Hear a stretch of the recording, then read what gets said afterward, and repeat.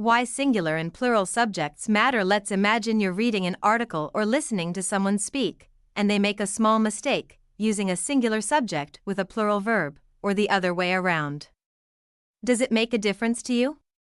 For most of us, these subtle errors may go unnoticed in casual conversation. But in professional writing, academic work, or public speaking, such errors can leave a lasting impact. You might even lose credibility or create confusion for your audience. So, why do singular and plural subjects matter so much in the first place? And how can understanding these simple grammatical rules elevate the quality of your writing or speaking? Let's dive into the heart of this issue: how the choice between singular and plural subjects can affect clarity, style, and overall communication. In this session, we're going to explore the crucial role of subject-verb agreement, why it's essential for accurate communication, and the common pitfalls to avoid. Stay tuned. By the end, you'll see why mastering this rule can make all the difference. Understanding subject-verb agreement. At the heart of English grammar lies one simple rule: subject and verb must agree in number. If the subject is singular, the verb must also be singular.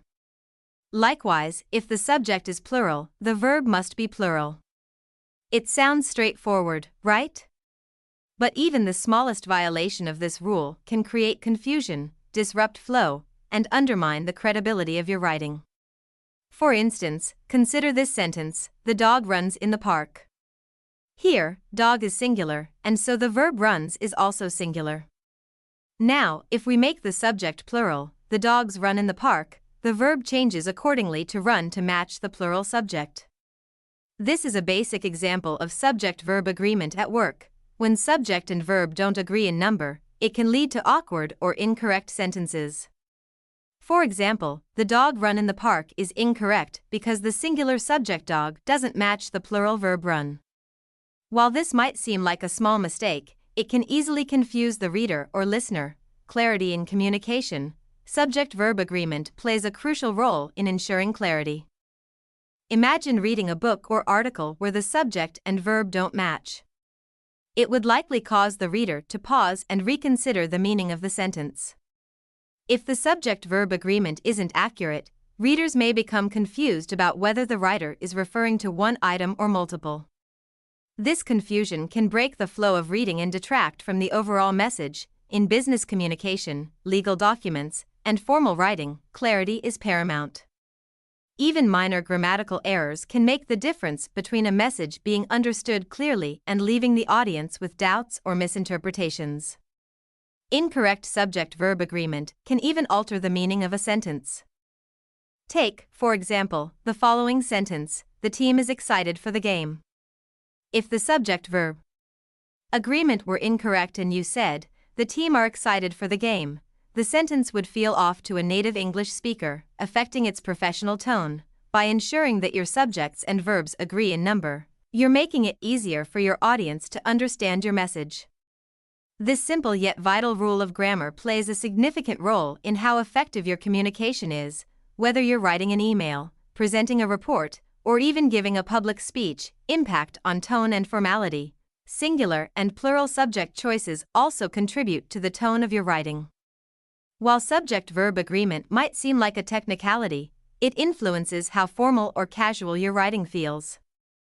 In formal writing, such as in academic papers, business communications, or professional emails, maintaining the correct subject-verb agreement is a sign of attention to detail.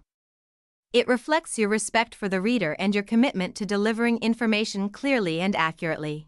On the other hand, informal writing, such as personal messages or casual blog posts, may be more forgiving when it comes to subject-verb agreement.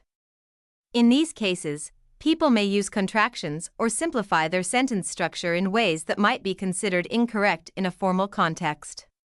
However, even in casual writing, maintaining proper subject-verb agreement is still essential to ensure clarity and readability.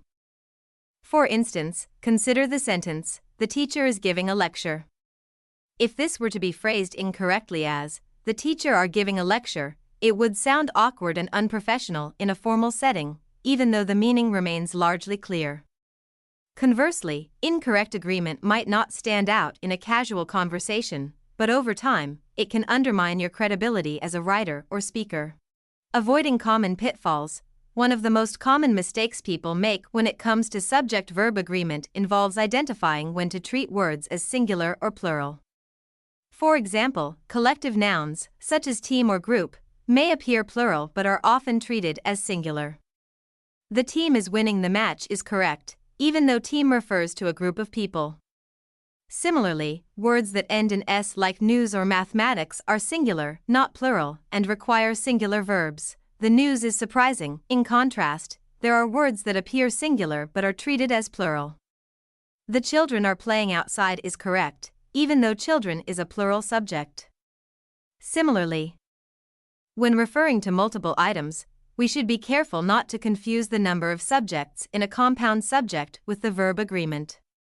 For instance, the manager and his team are preparing for the presentation correctly matches the plural subject with the plural verb. Another tricky area involves indefinite pronouns.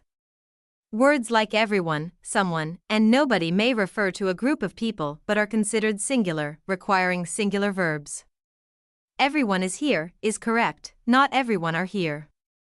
Understanding these nuances is key to mastering subject-verb agreement, special cases, titles, money, and measurements. In addition to these general guidelines, special cases can throw off subject-verb agreement.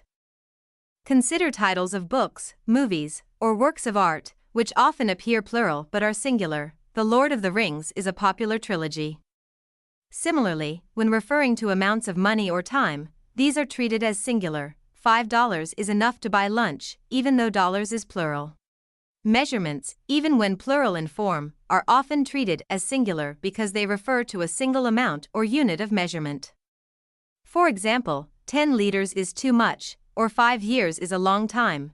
These exceptions show that subject-verb agreement is not always as simple as it seems.